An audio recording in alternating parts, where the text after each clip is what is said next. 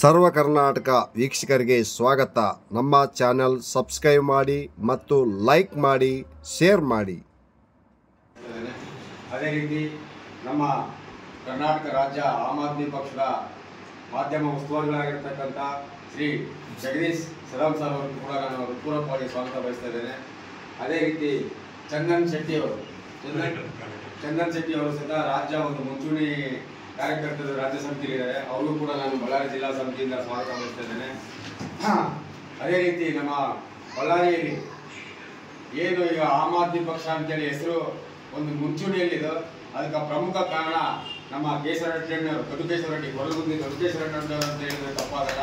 ಯಾಕಂದ್ರೆ ಅವ್ರ ಶ್ರಮ, ಅವ್ರಿಗಿನ ವಯಸ್ಸಿನಾಗ ಹಿರಿಯರಾದ್ರೂ ಕೂಡ ಸಣ್ಣ ಹುಡುಗರು ತಿರುಗಾಡಿ ಮನೆ ನಮಗೆ ನಾಚಿಕೆ ಆಯ್ತು. ಆ ರೀತಿ ಶ್ರಮ ಪಟ್ಟು ಕೆಲಸ ಮಾಡಿ ಒಂದು ಬಳ್ಳಾರಿಯಲ್ಲಿ ಎಲ್ಲ ಪ್ರತಿಯೊಂದು ಮನೆಯಲ್ಲೂ ಕೂಡ ಆಮ್ ಆದ್ಮಿ ಕೇಜ್ರಿವಾಲ್ ಆದರೆ ಹೊರಗೆ ಕುರ್ತು ಅಂತ ಕಾಣ್ತೈತೆ. ಅಂದರೆ ಕೇಶವ ರೆಡ್ಡಿ ಅವರ ಕಾರಣ ಅಂತ ಹೇಳಿದ್ರೆ ತಪ್ಪಾಗಲ್ಲ.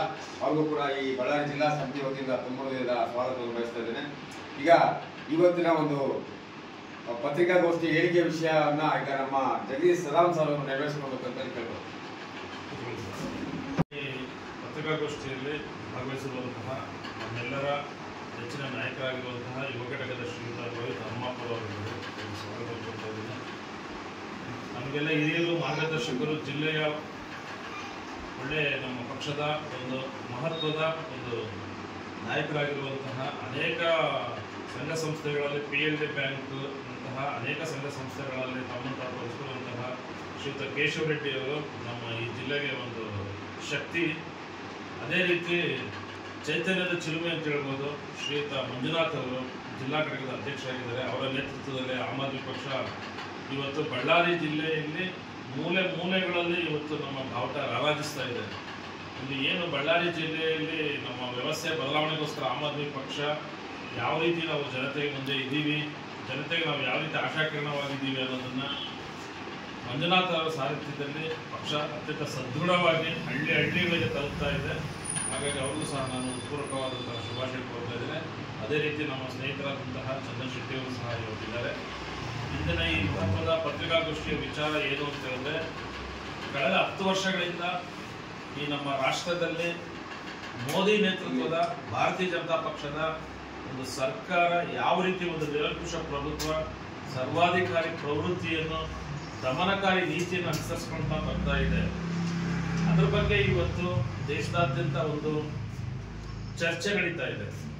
ಅದ್ರ ಬಗ್ಗೆ ಇವತ್ತು ಧ್ವನಿ ಎತ್ತುವ ಮೂಲಕ ನಮ್ಮ ಪಕ್ಷದ ನೇತಾರರಾಗಿರುವಂತಹ ಅರವಿಂದ್ ಕೇಜ್ರಿವಾಲ್ ಅವರು ಸತತವಾಗಿ ಅನೇಕ ವರ್ಷಗಳಿಂದ ಈ ಒಂದು ಜನವಿರೋಧಿ ನೀತಿಯನ್ನು ವಿರೋಧಿಸುತ್ತಾ ಒಂದು ವಿರೋಧ ಪಕ್ಷದಲ್ಲಿ ಅತ್ಯಂತ ಮಹತ್ವಪೂರ್ಣವಾಗಿ ಇವತ್ತು ದೆಹಲಿ ಇರಬಹುದು, ಪಂಜಾಬಲ್ಲಿ ಇರಬಹುದು ಸರ್ಕಾರವನ್ನು ರಚಿಸಿದ್ದಾರೆ. ಶಿಕ್ಷಣ ಕ್ಷೇತ್ರದಲ್ಲಿ ಮತ್ತು ಆರೋಗ್ಯ ಕ್ಷೇತ್ರದಲ್ಲಿ ಸಾಕಷ್ಟು ಕ್ರಾಂತಿಕಾರಕ ಬದಲಾವಣೆಗಳನ್ನು ಮಾಡಿದ್ದಾರೆ.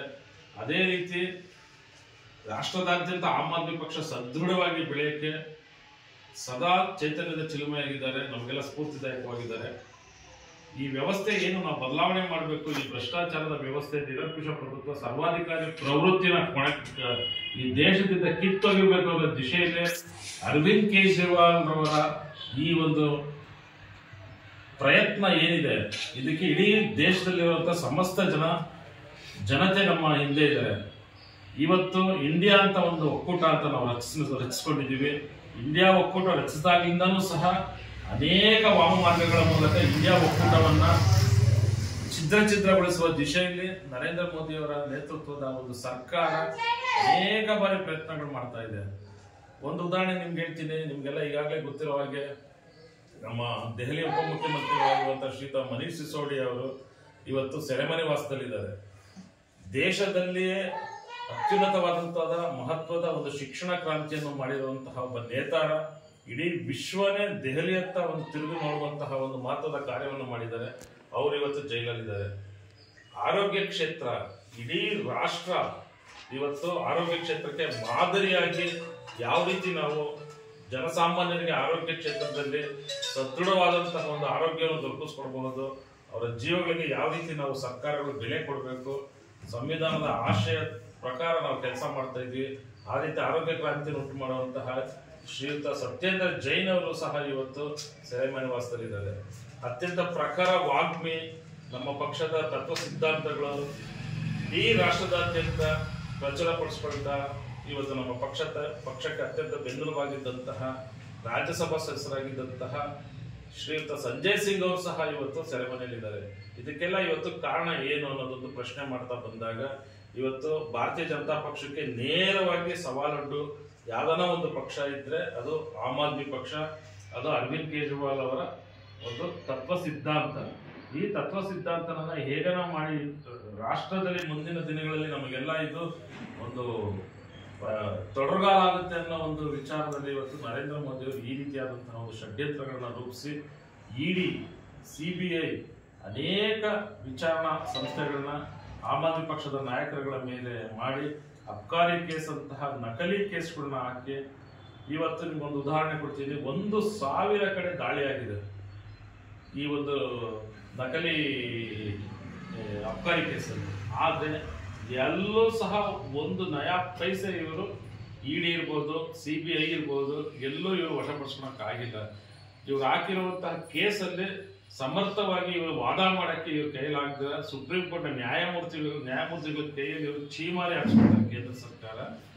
ಈ ರೀತಿಯಾದಂತಹ ಪರಿಸ್ಥಿತಿನ ತೊಡೆದಾಕುವಂತಹ ಒಂದು ಕಾಲಘಟ್ಟಕ್ಕೆ ನಾವು ಬಂದಿದ್ದೀವಿ. ಈ ಒಂದು ಭಾರತೀಯ ಜನತಾ ಪಕ್ಷ ಏನಿದೆ ಇದಕ್ಕೆ ಕೊನೆ ಮಳೆ ಹೊಡೆಯುವಂತಹ ಒಂದು ಕಾಲಘಟ್ಟಕ್ಕೆ ಇವತ್ತು ದೇಶದ ಜನ ಇವತ್ತು ತಲುಪಿದ್ದಾರೆ. ದೇಶ ಜನ ಖಂಡಿತವಾಗಿ ಮುಂಬರುವ ದಿವಸಗಳಲ್ಲಿ ಈ BJP ಅನ್ನುವ ಸರ್ವಾಧಿಕಾರಿ ಪಕ್ಷ, ಹಿಟ್ಲರ್ ರೀತಿಯ ಪಕ್ಷ, ಹಿಟ್ಲರ್ ರೀತಿಯ ನಾಯಕ ಇವರ ಈ ದೇಶದಾದ್ಯಂತ ನಿರ್ಮಾಣವಾಗಿದೆ. ಈ ಸಮಯದಲ್ಲಿ ನಮ್ಮೆಲ್ಲರ ನೆಚ್ಚಿನ ನಾಯಕರಾಗಿರುವ ಅರವಿಂದ್ ಕೇಜ್ರಿವಾಲ್ ಅವರು ಸಹ ಒಂದು ಬಂಧನ ಮಾಡುವಂತಹ ಒಂದು ಸಾಧ್ಯತೆ ಖಂಡಿತ ಇದೆ. ಬಲ್ಲ ಮೂಲಗಳ ಪ್ರಕಾರ ಇವತ್ತು ಕೇವಲ ಇನ್ನು 1 ದಿವಸದಲ್ಲಿ ಅಥವಾ 2 ದಿವಸದಲ್ಲಿ ಅರವಿಂದ್ ಕೇಜ್ರಿವಾಲ್ ಅವರು ಸಹ ಬಂಧನ ಆಗ್ತಾರೆ. ಆದರೆ ಈ ಸಂದರ್ಭ ನಾನು ಹೇಳಕ್ಕೆ ಇಷ್ಟಪಡ್ತಾ ಇದ್ದೀನಿ, ಅರವಿಂದ್ ಕೇಜ್ರಿವಾಲ್ ರೀತಿಯ ಲಕ್ಷಾಂತರ ಅರವಿಂದ್ ಕೇಜ್ರಿವಾಲ್ ಅವರು ಇವತ್ತು ದೇಶದಲ್ಲಿದ್ದಾರೆ, ನಮ್ಮ ಪಕ್ಷದಲ್ಲಿದ್ದಾರೆ. ಒಬ್ಬ ಅರವಿಂದ್ ಕೇಜ್ರಿವಾಲ್ನ ನೀವು ಜೈಲಿಗೆ ಹಾಕಿದ್ರೆ ಏನೂ ನೀವು ಸಾಧನೆ ಮಾಡೋಕ್ಕಾಗಲ್ಲ. ಲಕ್ಷಾಂತರ ಅರವಿಂದ್ ಕೇಜ್ರಿವಾಲ್ ತರದವ್ರನ್ನ ನೀವು ಜೈಲಿಗೆ ಹಾಕಕ್ಕೆ ನಿಮ್ಮ ಕೈಲಿ ಖಂಡಿತ ಸಾಧ್ಯ ಇಲ್ಲ. ಹಾಗಾಗಿ ನೀವು ಈ ರೀತಿಯ ದುಸ್ಸಾಹಸಗಳಿಗೆ ಕೈ ಹಾಕಿ ಕೊನೆಗೆ ನಿಮ್ಮ ಕೊನೆಯ ಮೊಳೆನ ನೀವೇ ಹೊಡ್ಕೊಳ್ತಾ ಇದ್ದೀರಾ ನರೇಂದ್ರ ಮೋದಿ ಅವರೇ. ಹಾಗಾಗಿ ಇವತ್ತು ಮುಂಬರುವ ಲೋಕಸಭಾ ಚುನಾವಣೆ ತಕ್ಕದಾದಂತಹ ಶಾಸ್ತಿಯನ್ನ ಈ ದೇಶದ ಜನ ಕಲಿಸ್ಕೊಡ್ತಾರೆ, ನಿಮಗೆ ತಕ್ಕ ಪಾಠ ಕಲಿಸ್ಕೊಡ್ತಾರೆ. ಈ ದೇಶದಿಂದ ನಿಮ್ಮನ್ನ ಹೊಡೆದೋಡಿಸುವಂತಹ ಕೆಲಸ ಈ ದೇಶದ ಜನ ಮಾಡ್ತಾರೆ ಅಂತ ನಾನು ಈ ಸಂದರ್ಭದಲ್ಲಿ ಪತ್ರಿಕಾಗೋಷ್ಠಿಯಲ್ಲಿ ಹೇಳಕ್ಕೆ ನಾನು ಇಷ್ಟಪಡ್ತಾ ಇದ್ದೇನೆ. ಮುಂದಿನ ಹಂತದ ಒಂದು ವಿಚಾರಗಳನ್ನ ರೋಹಿತ್ ಹನುಮಪ್ಪ ಅವರು ತಮಗೆ ತಿಳಿಸ್ಕೊಡ್ತಾರೆ. ನಾನು ಯಾರಿಗೆ ಇವತ್ತು ತೊಂದರೆ ಹೇಳಬೇಕು ಅಂತ ಹೇಳಿದ್ರೆ, ಮೊದಲು ಮಂಜುನಾಥ್ ಅವರಿಗೆ, ಮತ್ತು ನಮ್ಮ ಹಿರಿಯರಾದ ದೊಡ್ಡಕೇಶ್ವರ ರೆಡ್ಡಿ ಅವರಿಗೆ, ಮತ್ತು ನಮ್ಮ ಜಗದೀಶ್ ರಾಮ್ ಅವರಿಗೆ, ಮತ್ತು ನಮ್ಮ ಚಂದನ್ ಶೆಟ್ಟಿ ಅವರಿಗೆ ಅಂತ. ಬಳ್ಳಾರಿ ಅಂದರೆ ಭಾರತಕ್ಕೆ ಗೊತ್ತಿರುವಂಥ ಸ್ಥಳ ಆಗಿದೆ ಕ್ಷೇತ್ರ. ಯಾಕೆ ಅಂದರೆ ಬೆಂಗಳೂರಿಗೆ ಎಷ್ಟು ಜನಕ್ಕೆ ITBT ಅಂತ ಗೊತ್ತು, ಹಾಗೆ ಬಳ್ಳಾರಿಗೂ ಕೂಡ ಗೊತ್ತು. ಆ ಒಂದು ಪ್ರಕರಣ ಏನೋ ಒಂದು ಗಣಿಯ ಪ್ರಕರಣ ಬಂತು, ಅವತ್ತು ಇಡೀ ಸುಪ್ರೀಂ ಕೋರ್ಟ್ನಲ್ಲೂ ಕೂಡ ಕರ್ನಾಟಕವನ್ನು ತಿರುಗಿ ಅದು ಬಳ್ಳಾರಿಯಲ್ಲಿ ತಿರುಗಿ ನೋಡುವಂಥ ಸ್ಥಳ ಆಗಿದೆ.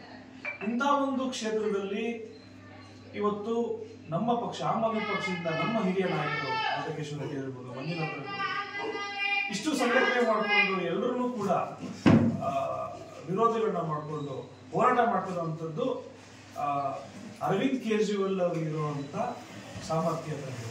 ಯಾಕಂದ್ರೆ ಅರವಿಂದ್ ಕೇಜ್ರಿವಾಲ್ ಅವರು ಏನು ದಾರಿ ತೋರಿಸಿದ್ದಾರೆ, ಅವರ ಒಂದು ಆಂದೋಲನ ಇದೆ.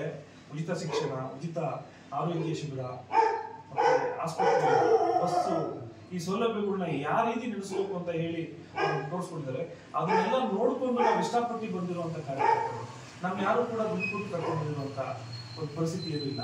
ಸೊ ಇಂಥ ಒಂದು ಪರಿಸ್ಥಿತಿಯಲ್ಲಿ ಈ ಡೆಮಾಕ್ರಸಿಯನ್ನು ಅಳಿಸುವಂತ ಸ್ಥಿತಿ ಬಂದಾಗಲೂ ಕೂಡ ಆಮ್ ಆದ್ಮಿ ಪಕ್ಷ ಎಲ್ಲಾ ದೇಶದಲ್ಲಿರುವಂತಹ ಎಲ್ಲಾ ರಾಜ್ಯದಲ್ಲಿರುವಂತಹ ಎಲ್ಲಾ ಜಿಲ್ಲೆಗಳಲ್ಲಿ ಇಷ್ಟು ಒಗ್ಗಟ್ಟಾಗಿ ನಡ್ಕೊಂಡಂತದ್ದು ಭಾರಿ ಹುಮ್ಮಸ್ಸನ್ನ ತಂದುಕೊಂಡಿರೋದು ಇಷ್ಟಪಡ್ತೀನಿ. ಮತ್ತೊಂದು, ನಮ್ಮ ಮಂಜುನಾಥ್ ಅವರಿಗೆ ನಾನು ಹೇಳೋದೇನಂದ್ರೆ, ಇವತ್ತು ನಾವು ಬಳ್ಳಾರಿಯಲ್ಲಿ ನಾನೊಬ್ಬ ವಿಂಗ್ ಪ್ರೆಸಿಡೆಂಟ್ ಆಗಿ ನಮ್ಮನ್ನ ಇಷ್ಟು ಪ್ರೋತ್ಸಾಹಿಸಿ ಇವತ್ತು ನಮ್ಗೆ ಬಂದಿರುವಂತ ಉದ್ದೇಶ ಒಂದು 20 ರಿಂದ 50 ಜನ ಹುಡುಗರುಗಳು ಯೂತ್ ವಿಂಗಿಗೆ ಸೇರ್ಪಡೆ ಆಗ್ತಿದ್ದಾರೆ.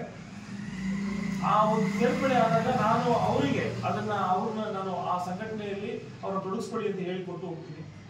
ಇದೇ ರೀತಿ ಪಕ್ಷಗಳು ಬೆಳೆದು ಇದೇ ರೀತಿಯಾಗಿ ಮುಂದಿನ ಕಾಲದಲ್ಲಿ ನಮ್ಮ ಮಹಿಳಾ ಘಟಕದ ಅಧ್ಯಕ್ಷರಿರ್ಬೋದು, ಅಲ್ಪಸಂಖ್ಯಾತರ ಅಧ್ಯಕ್ಷರಿರ್ಬೋದು, SC ST ಜನಾಂಗದ ಅಧ್ಯಕ್ಷರುಗಳಿರ್ಬೋದು, ಇವರೆಲ್ಲರೂ ಕೂಡ ಬಂದು ಸಂಘಟನೆ ಮಾಡ್ತಾರೆ ಅಂತ ಈಗಾಗಲೇ ನಮ್ಮ ವರಿಷ್ಠ ಹೇಳಿರೋದ್ರಿಂದ ಮಂಜುನಾಥರು ಇದೇ ಹುಮ್ಮಸ್ಸಿನಲ್ಲಿ ಎಲ್ಲರನ್ನೂ ಕೂಡ ಕರ್ಕೊಂಡು ನಮ್ಮ ಪಕ್ಷವನ್ನ ಒಂದು ಭದ್ರತೆಯನ್ನು ಮಾಡಿಕೊಂಡು ಬಳ್ಳಾರಿಯಲ್ಲಿ ಕರ್ನಾಟಕ ರಾಜ್ಯದಲ್ಲಿ ಭದ್ರವಾದ ಕೋಟೆಯನ್ನು ಕಟ್ಟಬೇಕು ಅಂತ ಹೇಳಿ ನಮ್ಗೆ ಇಷ್ಟಪಡ್ತೀನಿ.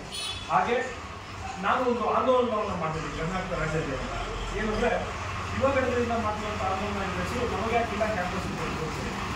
ನಮಗೆ ಯಾಕಿಲ್ಲ ಕ್ಯಾಂಪಸ್ ಅಂದರೆ ಈ ಗೌರ್ಮೆಂಟ್ ಶಾಲೆಗಳಲ್ಲಿ ಹೋಗ್ತಿರುವಂಥ ಮಕ್ಕಳಿಗೆ ಕ್ಯಾಂಪಸ್ ಸೆಲೆಕ್ಷನ್ಸ್ ಇಲ್ಲ, ಕೆಲಸ ಸಿಗಲ್ಲ, ಈ ಉದ್ಯೋಗ ಸಿಗಲ್ಲ. ಹಾಗಾಗಿ ನಾವು ಇದು ರಾಜ್ಯಾದ್ಯಂತ ಎಲ್ಲ ಕಾಲೇಜುಗಳಿಗೆ ಹೋಗಿ ಗೌರ್ಮೆಂಟ್ ಕಾಲೇಜ್ ಮಕ್ಕಳುಗಳಿಗೆ ನೀವು ಕ್ಯಾಂಪಸ್ ಸೆಲೆಕ್ಷನ್ಸ್ ಮಾಡಿ ಅಂತ ಹೇಳಿ ರಾಜ್ಯ ಸರ್ಕಾರಕ್ಕೆ ಒತ್ತಾಯವನ್ನು ಮಾಡ್ತಾ ಇದ್ದೀವಿ.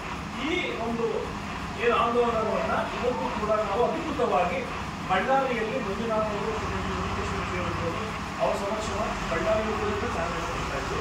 ಹಾಗೆ ಇವರ ಜೊತೆ ಯುವ ಘಟಕದ ಏನು ಪದಾಧಿಕಾರಿಗಳು ಇವಾಗ ಹೊಸದಾಗಿ ಆಗಿದ್ದಾರೆ ಅವ್ರನ್ನೂ ಕೂಡ ನಾವು ಹೋಗ್ತೀವಿ. ತಾವು ಕೂಡ ಬಳ್ಳಾರಿಯಲ್ಲಿರುವಂಥ ಎಲ್ಲ ತಾಲೂಕು ಕಾಲೇಜುಗಳಿಗೆ ಹೋಗಿ ಈ ಒಂದು ಮೆಸೇಜ್ನ ತಲುಪಿಸಬೇಕು. ಅಂದ್ರೆ ಗೌರ್ಮೆಂಟ್ ಮಕ್ಕಳಿಗೆ ಯಾಕೆ ನಮಗೆ ಕ್ಯಾಂಪಸ್ ಸೆಲೆಕ್ಷನ್ ಇರಲಿಲ್ಲ, ಪ್ರೈವೇಟ್ ಕಾಲೇಜಲ್ಲಿ ಓದ್ತಾ ಮುಗಿದ ಏನು ಫಿನಿಶಿಂಗ್ ಆಯ್ತು ಅಸಲಾಗ ದೊಡ್ಡ ದೊಡ್ಡ ಕಂಪ್ನಿಗಳು ಬರ್ತಾರೆ, ನೀವು ಕೆಲಸ ಕೊಡ್ತೀವಿ ಅಂತ ಹೋಗ್ತಾರೆ. ಆದ್ರೆ ಗೌರ್ಮೆಂಟ್ ಮಕ್ಕಳಿಗೆ ಅದೇ ತರ ಓದ್ತು ಅಂತ ಅವ್ರು ಕೊಡ್ತಾ ಇಲ್ಲ. ಇದು ಭೇದ ಭಾವ. ಅಂದ್ರೆ ಯಾವುದೇ ಸರ್ಕಾರಗಳು ಬಂದು ಇದ್ರ ಬಗ್ಗೆ ಯೋಚನೆಯನ್ನು ಮಾಡಿಲ್ಲ, ಆಲೋಚನೆಗಳನ್ನ ಮಾಡಿಲ್ಲ. ಹಾಗಾಗಿ ಈ ಆಂದೋಲನವನ್ನು ಕೂಡ ನಮ್ಮ ಪಕ್ಷದಲ್ಲಿ ಒಂದು ದೊಡ್ಡ ಮಟ್ಟ ಚಟುವಟಿಕೆ ಅಂತ ಹೇಳಬೇಕು, ತಗೊಂಡೋಗ್ಬೇಕು ಅಂತ ಹೇಳಿ ನಾನು ವಿನಂತಿ ಮಾಡ್ಕೊತೀನಿ. ಹಾಗೆ ಅವರು ಅದನ್ನು ನಡೆಸ್ಕೊಂಡು ಹೋಗ್ತಾರೆ ಅಂತ ಹೇಳುವ ನಂಬಿಕೆಯೂ ನನ್ನ ಇದೆ. ಈ ಅವಕಾಶ ಕೊಟ್ಟಂತ ಎಲ್ಲ ಮಾಧ್ಯಮಗಳು ಒಳ್ಳೆಯದಕ್ಕಿಂತ ಮುಂದಿನ ಬಾರಿ ಮತ್ತೆ ನಮ್ಮ ಎಲ್ಲ ಅಧ್ಯಕ್ಷರ ಜೊತೆ ಮತ್ತೆ ನಮ್ಮ ಸೆಂಟ್ರಲ್ ವಿಂಗ್ ಅಧ್ಯಕ್ಷರ ಜೊತೆ ನಾವು ಬಳ್ಳಾರಿ ಭೇಟಿ ಬಿಡ್ತೀವಿ ಅಂತ ಹೇಳಿ ಆಸಕ್ತಿ. Thank you. ಆಗಮಿಸಿರ್ತಕ್ಕಂಥ ಶ್ರೀ ಜಗದೀಶ್ ಸರಾಮ್ ಸರ್ಗೂ ಮತ್ತು ರೋಹಿತ್ ಸರ್ಗೂ ಮತ್ತು ಚಂದನ್ ಶೆಟ್ಟಿ ಸರ್ಗೂ ನಮ್ಮ ದೊಡ್ಡೇಶ್ವರ ಟಣ್ಣರ್ಗೂ ಕೂಡ ನನ್ನ ಈ ಪತ್ರಿಕಾಗೋಷ್ಠಿಗೆ ಸ್ವಾಗತ ಬಯಸಿ, ಇವತ್ತು ಏನು ಬಳ್ಳಾರಿಯಲ್ಲಿ ಆಮ್ ಆದ್ಮಿ ಪಕ್ಷ ಒಂದು ಗಟ್ಟಿಯಾಗಿ ಬೇರೂರ ಕಾರಣ ಅಂದರೆ ಈಗಾಗಲೇ ಹೇಳಿದೆ ದೊಡ್ಡಕೇಶ್ವರ ಟಣ್ಣವರು. ಈಗ ಬೂತ್ ಮಟ್ಟದಲ್ಲಿ ನಮ್ಮ ಪಕ್ಷದ ಕಾರ್ಯಚಟುವಟಿಕೆಗಳು ನಾವು ದೆಹಲಿಯಲ್ಲಿ ಏನು ಮಾಡ್ತಾ ಇದ್ದೀವಿ, ಪಂಜಾಬಲ್ಲಿ ಏನು ಮಾಡ್ತಾ ಇದ್ದೀವಿ, ರೈತರಿಗೆ ಯಾವ ಸೌಲಭ್ಯ ಕೊಟ್ಟಿದ್ದೀವಿ. ಈಗ ದೇಶ ಒಂದು ಉದ್ಧಾರ ಆಗಬೇಕಂದ್ರೆ ಪ್ರಮುಖ ಕಾರಣ ಒಂದು ಎಜುಕೇಷನ್ ಆ್ಯಂಡ್ ಹೆಲ್ತ್. ಯಾಕಂದರೆ ಒಬ್ಬ ಬಡಪಾಯಿ ಒಂದು ಮಧ್ಯಮ ವರ್ಗದ ಕುಟುಂಬದವರು ದುಡಿದಿದ್ದೆಲ್ಲ ಇಡ್ತಾ ಇರೋದೇ ಒಂದು ಪ್ರೈವೇಟ್ ಹಾಸ್ಪಿಟಲ್ಗಳಿಗೆ, ಪ್ರೈವೇಟ್ ಸ್ಕೂಲ್ಗಳಿಗೆ. ಇದು ಬಹಿರಂಗ ಸತ್ಯ. ಯಾಕಂದರೆ ಈಗ ಸ್ವಲ್ಪ ಕಾರವಾಗಿನೇ ಮಾತಾಡಬೇಕಾಗುತ್ತೆ. ಏನು ಚುನಾವಣೆಗಳಲ್ಲಿ ಮೀಡಿಯಾದವ್ರಿಗೂ ಗೊತ್ತು, ಪೇಪರವ್ರಿಗೂ ಗೊತ್ತು, ಪೊಲೀಸ್ ಡಿಪಾರ್ಟ್ಮೆಂಟವ್ರಿಗೂ ಗೊತ್ತು, ಜಿಲ್ಲಾ ಆಡಳಿತಕ್ಕೂ ಗೊತ್ತು. ಓಟಿಗೆ 1000 ರೂಪಾಯಿ ಕೊಡ್ತಾರೆ, 2000 ರೂಪಾಯಿ ಕೊಡ್ತಾರೆ, ಹೆಂಡ ಹಾಕ್ತಾರೆ, ಸೀರೆ ಹಾಕ್ತಾರೆ.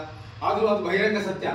ಅದೇ ರೀತಿ ಇದು ಏನು ಕಾನೂನು ಮೀರಿ ಡೊನೇಷನ್ಗಳು ತಗೊಂತಾರ, ಹಾಸ್ಪಿಟ್ಲ್ ಒಂದು ನಿಗದಿತ ಫೀಸ್ಗಳಿಲ್ಲ, ಅವ್ರು ಹೇಳಿದ್ದೇ ಆಟ. ಯಾಕಂದ್ರೆ ಅಲ್ಲಿ ಪ್ರಾಣ ಉಳಿಬೇಕಂದ್ರೆ ಅವ್ರು ಹೇಳಿದಷ್ಟು ನಮ್ಮ ರೊಕ್ಕ ಕಟ್ಟಲೇಬೇಕು. ಆ ಸ್ಥಿತಿದ್ರೆ ನಾವು ಬದುಕ್ತಾ ಇದೀವಿ. ಇದನ್ನು ಕೂಡ ಬಹಿರಂಗ ಸತ್ಯನೇ. ಅದು ಏನು ನಾವು ಎಲೆಕ್ಷನ್ ದುಡ್ಡು ಕೊಟ್ಟು ವೋಟ್ ಆಕ್ಷನ್ ಮಾಡ್ತಿದಾರೋ ಅದು ಬಹಿರಂಗ ಸತ್ಯ. ಆದ್ರೆ ಇವಾಗ ಇದನ್ನು ಮಾಡ್ತಿರೋದು ಬಹಿರಂಗ ಸತ್ಯನೇ. ಇದಕ್ಕೆಲ್ಲ ಕಡಿವಾಣ ಹಾಕೋದಕ್ಕೆ ಜನ ಕಾಯ್ತಾ ಇದ್ರು. ಯಾರಪ್ಪ ಸರಿಯಾದವ್ರು ಬರ್ತಾರೆ ಅಂದ್ರೆ ಈ ಸರಿಯಾದ ವ್ಯಕ್ತಿ ಬಂದಿದ್ರೆ, ಆಮ್ ಆದ್ಮಿ ಪಕ್ಷ ಬಂದಿದೆ, ಕೇಜ್ರಿವಾಲ್ ಅವರು ಬಂದಿದ್ದಾರೆ. ಎಲ್ಲರೂ ಸೇರಿ ಕೇಜ್ರಿವಾಲ್ ಅವ್ರ ಕೈ ಬಲಪಡಿಸೋಣ. ಈಗ ಆಲ್ರೆಡಿ ಗೊತ್ತು, ಕೇಜ್ರಿವಾಲ್ ಪೊರಕೆ ಸಿಂಬಲ್, ಆಮ್ ಆದ್ಮಿ ಪಕ್ಷದ ಸಿಂಬಲ್ ಪೊರಕೆ ಅಂತಾನೂ ಗೊತ್ತು, ಯಾವ ರೀತಿ ಕೆಲಸ ಮಾಡ್ತಾ ಇದೆ ಅಂತಾನೂ ಗೊತ್ತು. ಅದಕ್ಕೆ ಒಂದು ಬದಲಾವಣೆ ಭಾರತ ಕಾಣಬೇಕಂದ್ರೆ ನಾವೆಲ್ಲರೂ ಸಹ ಆಮ್ ಆದ್ಮಿ ಪಕ್ಷಕ್ಕೆ ಬೆಂಬಲವಾಗಿ ನಿಂದ್ರೋಣ. ಯಾಕಂದ್ರೆ ಈ ಒಂದು ಸಂಘಟನೆ ನಿಂದಿರ್ಬೇಕಂದ್ರೆ 10 ಜನ ಅದರಂದ್ರೆ ಕೆಡಿಸೋರೇ ಜಾಸ್ತಿ. ಒಳ್ಳೇದು ಮಾಡೋದಕ್ಕಿಂತ ಪುಷ್ ಮಾಡೋದಕ್ಕಿಂತ ಕೆಡಿಸೋರೇ ಜಾಸ್ತಿ. ಅವ್ರು ಎಷ್ಟು ಜನ ಕೆಡಿಸೋರು ಇರ್ತಾರೆ ಅಷ್ಟು ಗಟ್ಟಿಯಾಗಿ ಪುಟ್ಟಿದೇಳಿ ನಾವೆಲ್ಲರೂ ಕೂಡ ಒಂದು ಸಂಘಟನೆ ಮಾಡೋಣ.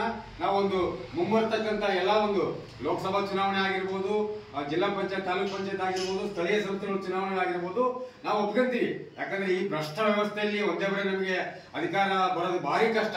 ಆದ್ರೆ ನಾವೊಂದು ಕಿಂಗ್ ಮೇಕರ್ ಆಗೋದ್ರ ಮುಖಾಂತರ, ಕಿಂಗ್ ಮೇಕರ್ ಅಂದ್ರೆ ಈಗ ನಾವು ಹೇಳಿದ್ದಾಗಬೇಕು. ನಾವು ಕೂಡ ಕೆಲವೊಂದಷ್ಟು ಸೀಟು ಆಮ್ ಆದ್ಮಿ ಪರವಾಗಿ ಕೂಡ ಒಂದು ಭ್ರಷ್ಟ ವ್ಯವಸ್ಥೆನ ದೂರ ಮಾಡಿ ಒಂದು ಸ್ವಚ್ಛ ಆಡಳಿತ ಕೊಡೋದಕ್ಕೆ ಆಮ್ ಆದ್ಮಿಗೂ ಸಪೋರ್ಟ್ ಮಾಡ್ತಾರೆ ಜನ ಅಂತಂದನ್ನ ಅದನ್ನ ತೋರಿಸ್ಬೇಕಾಗಿದೆ.